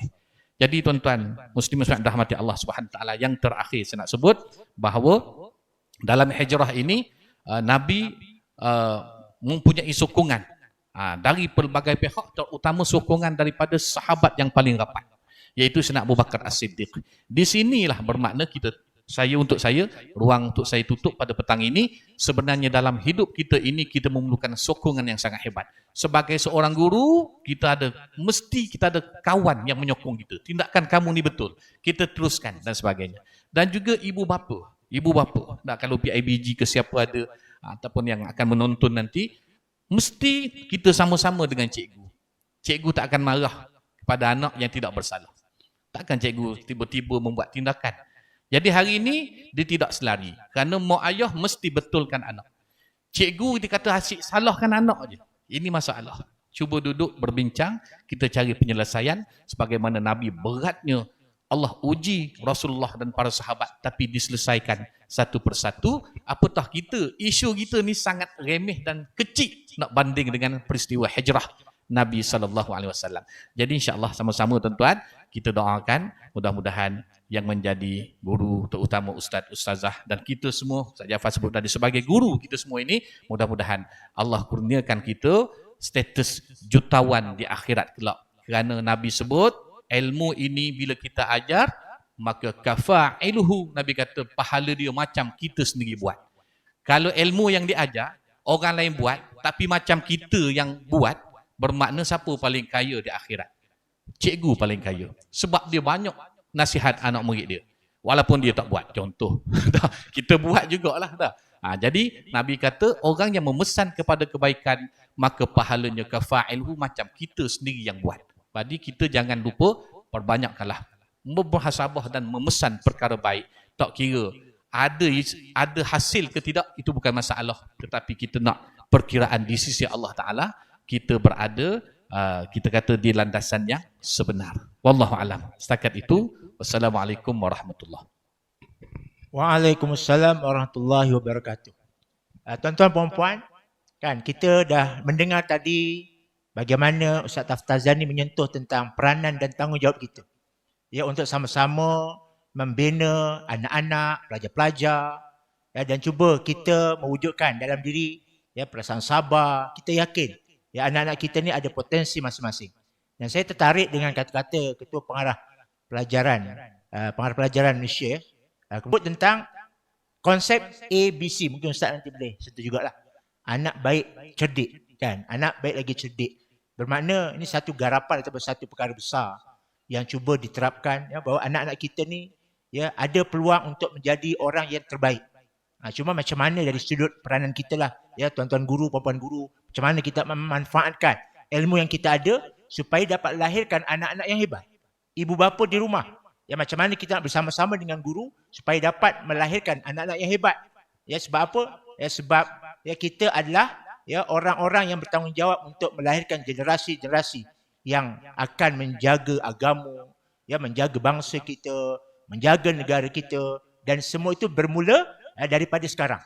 Jadi untuk seterusnya saya jemput kepada Ustaz Jaafar untuk mungkin membuat penggulungan juga, sebab kita dah masuk dalam sesi penggulungan. Saya serahkan kepada Ustaz Jaafar, mungkin ada tips ataupun perkara yang nak disentuh ya dalam sesi terakhir kita pada hari ini. Dipersilakan. Terima kasih Ustaz Fauzan. Ingat kata dah habis, macam Ustaz Fauzan dah macam menurun dah dia punya plot dia. Rupanya ada lagi Hamilah. Hadirin hadirat dikasihi sekalian. Kalau siapa yang selalu mengikuti ceramah saya suka untuk membuat macam ini. Kisah lampu Aladin. Ingat kan? Selalu dengar ceramah saya kan? Kisah lampu Aladin. Katakanlah kita berjalan kat depan rumah kita tu, tiba-tiba kita ternampak lampu Aladin.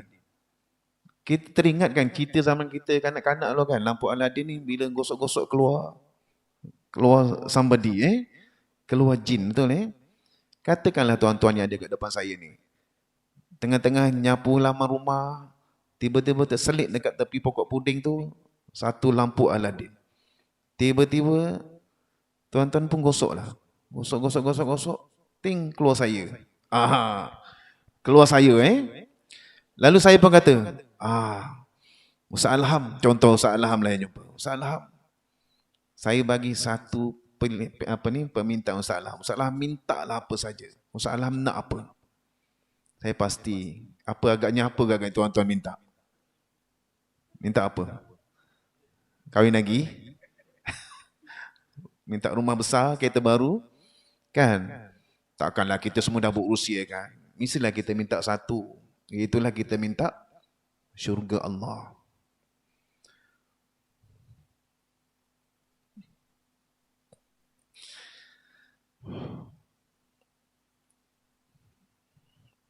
Kejap ya.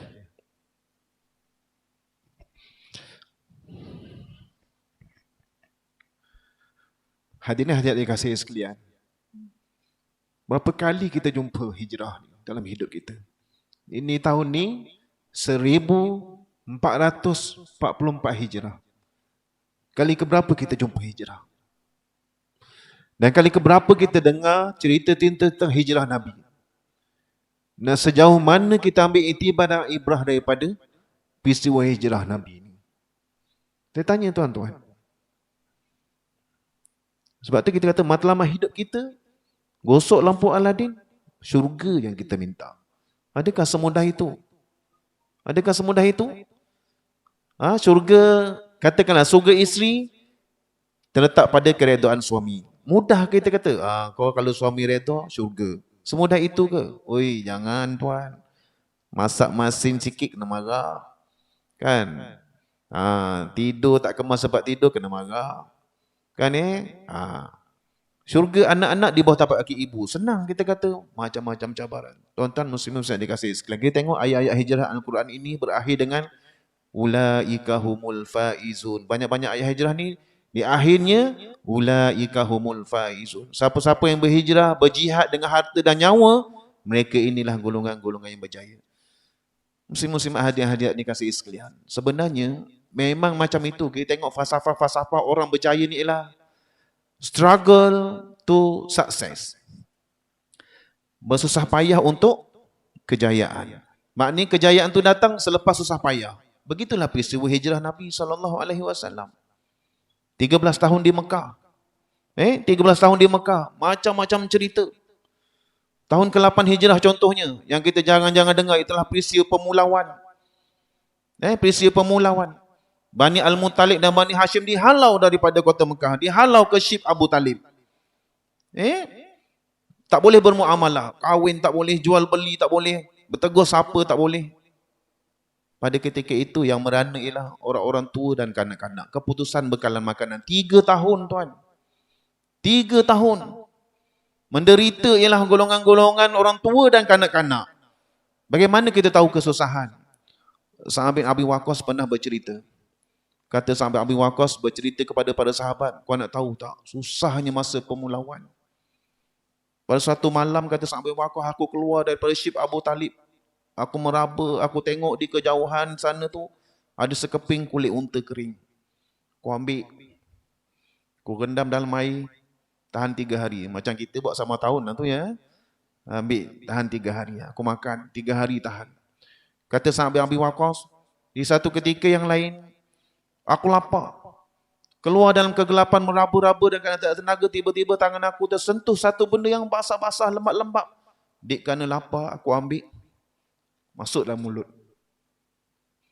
Sampai saat aku cerita kepada kamu ni, tak pernah aku tak tahu apa benda yang aku masukkan dalam mulut tu. Susahnya yang kita nak kata. Akhirnya kesusahan-kesusahan itulah akhirnya membawa kejayaan terbentuknya Daulah Islamiah di Madinah. Bukannya bermula dengan senang. Kan? Bukannya bermula dengan senang. Sebab itulah muslimin-muslimat hadirin-hadirat sekalian, dengan masa yang sangat singkat ni sebenarnya aim kita ialah anak bangsa kita yang sedang meningkat naik. Dalam proses kita membentuk mereka tak mudah. Tak ada cerita-cerita indah. Kan? Sekolah 4 bulan dah kena tindakan disiplin. Itu contoh cabaran. Bengkak hati mak ayah. Betul tak? Oh ya Allah. Kita kata susahnya nak bentuk anak-anak ni. Dalam masa kita berdoa untuk mereka, dalam masa kita baca Al-Quran sedekah ayat suci kepada mereka, mereka masih melakukan perbuatan-perbuatan yang tidak menyenangkan hati mak ayah. Kan? Tapi kita kena banyak doa. Kena banyak doa untuk anak kita. Saya ingat cikgu saya dulu, cikgu satu SDM ni, cikgu Samsiah nama dia. Ustaz, saya sebelum datang sekolah Ustaz, saya turun, saya akan baca ayat kursi banyak-banyak, saya akan sedekahkan kepada anak murid saya ni sebelum saya masuk kelas. Jadi anak murid dia dengar semua. Kita sebelum kita masuk kelas, ada tak kita doa untuk anak murid kita? Ada tak? Harap-harap ada lah ya, harap-harap ada. Sebab ni anak bangsa kita. Kita besarkan mereka dengan doa. Yalah, walaupun perubahan tu lambat kan, perubahan tu lambat. Dikatakan bahawa, yalah orang buat status Facebook kan, doa ni umpama kayu basikal. Doa kayu sampai tapi lambat. Doa umpama kayu basikal. Jangan putus kayu. Doa. Akhirnya sampai masa ketika yang sesuai, Allah Taala akan kabulkan doa kita. Tak kabulkan dekat dunia ni, Allah tangguhkan dekat akhirat. Tapi dalam proses kita membesarkan anak-anak kita, membesarkan anak-anak murid kita, mengajar anak-anak murid kita, jangan lupa kita doakan untuk mereka. Wallahu a'lam Ustaz. Terima kasih. Patutnya boleh sambung lagi Ustaz, sikit lagi. Tuan-tuan dan puan-puan yang Allah Subhanahu Wa Taala, alhamdulillah kita telah mendengar tadi penjelasan, kupasan, perkongsian, tips yang mudah-mudahan boleh dimanfaatkan sama ada untuk guru-guru, juga tuan-tuan puan-puan, ibu bapa yang hadir dalam program forum kita ya pada hari ini. Tuan-tuan dan Allah Subhanahu Wa Taala, program kita, forum kita ini bertajuk Penghayatan Hijrah dalam memartabatkan profesionalisme perguruan. Itulah lidah Jawa macam ni lah. Belit-belit dia cakap. Apa sekalipun, yang kita harapkan adalah, ya, tuan-tuan, puan-puan, kita semua adalah guru. Ya, kita semua adalah guru. Ya, saya guru di sekolah dan saya ada anak, saya juga guru di rumah. Tuan-tuan juga, ya, yang ada anak lah, ya, akan menjadi guru, mungkin akan datang, ya, menjadi guru. Ya, marilah sama-sama kita memanfaatkan peluang ini, ya, untuk kita terus mendidik, ya, mengambil, ya, kelebihan-kelebihan yang ada, memanfaatkan ruang-ruang yang ada, ya, untuk melahirkan dan membentuk suasana anak-anak, ya, kalau kat sekolah pelajar-pelajar lah, ya, yang lebih baik, yang lebih hebat, yang ada cita-cita, yang ada matlamat, yang memikirkan apa yang mereka akan sumbang untuk negara, ya, untuk agama. Ya, kerana pada hari ini, ya, kita sebagai, ya, rakyat Malaysia, ya, kita sedang berhadapan dengan segala macam serangan ideologi khususnya yang keluar, yang luar masuk ke tempat kita, maka perlulah kita memberikan, ya, benteng-benteng, ya, adanya yang boleh menghalang anak-anak kita terpengaruh, ya, daripada perkara-perkara yang tidak baik. Jadi macam mana caranya itu? Kita memahami balik, ya, kita melihat balik konsep hijrah tadi. Ya, kita cuba mengambil, ya, apa yang dilakukan oleh Rasulullah ke arah yang lebih baik. Jadi kita sama-samalah laksanakan, ya, apa yang terhasil daripada perbincangan ini sebagai resolusinya. Ya, tuan-tuan mungkin ada mencatat, ya, ada memikirkan, dan, ya, mungkin kita sama-sama muhasabah diri kita. Bersempena, ya, datangnya 1445 Hijrah, tahun baru, ya, mudah-mudahan kita dapat menjadikan diri kita lebih baik, ya, untuk masa yang akan datang, ya, daripada masa yang sama, ya, kita dapat mengubah, ya, kalau sebelum ni kan mungkin bagi yang mengajar contohnya kita guna cara yang biasa, ya, kita cuba ubah ke arah yang lebih baik. Mudah-mudahan usaha kita itu paling tidak pun, ya, akan diganjari oleh Allah Subhanahu Wa Taala dengan ganjaran pahala sebab kita ada cita-cita dan kita ada usaha. Jadi tuan-tuan dan Allah Subhanahu Wa Taala, kita sudah berada di penghujung rancangan, ya, penghujung forum, ya, halaqah tafaqquh. Saya akan terima kasih, ya, kepada ahli panel yang hadir, ya, seterusnya, ya, pegawai-pegawai kita daripada Jabatan Pendidikan Negeri Selangor yang hadir, ya, juga daripada ahli jawatankuasa yang terlibat, ya, untuk menganjurkan program forum ini, ya, guru-guru, tuan-tuan, puan-puan, juga, ya, ahli masyarakat yang hadir, ya, dalam forum kita pada hari ini. Mudah-mudahan, ya, kehadiran kita, ya, mendapat pahala, ya, diberikan pahala oleh Allah Subhanahu Wa Taala dengan niat ikhlas kita, ya, untuk sama-sama mempraktiskan, ya, tuntutan hijrah dalam kehidupan. Saya mewakili semua ahli jawatankuasa mengucapkan ribuan kemaafan atas kelemahan kami, salah silap kami, ya, yang menjadi penganjur kepada program ini. Yang baik itu datang daripada Allah Subhanahu Wa Taala. Kalau ada kesilapan, minta maaf. Ya, mudah-mudahan semua kita dapat, ya, menjalankan tuntutan hijrah, ya, dari masa ke semasa yang akhirnya membawa kepada keridaan Allah Subhanahu Wa Taala. Aku qouli hadza wa astaghfirullahal azim wa billahi taufiq wal hidayah. Wassalamualaikum warahmatullahi wabarakatuh. Marilah sama-sama kita membaca kafaratul majlis dan suratul Asr. Subhanakallahumma wa bihamdika asyhadu an la ilaha illa anta astaghfiruka wa atubu ilaik. Bismillahirrahmanirrahim. Wal 'asri innal insana lafi khusr illa allazina amanu wa 'amilus solihat wa tawassaw bil haqqi wa tawassaw bis sabr.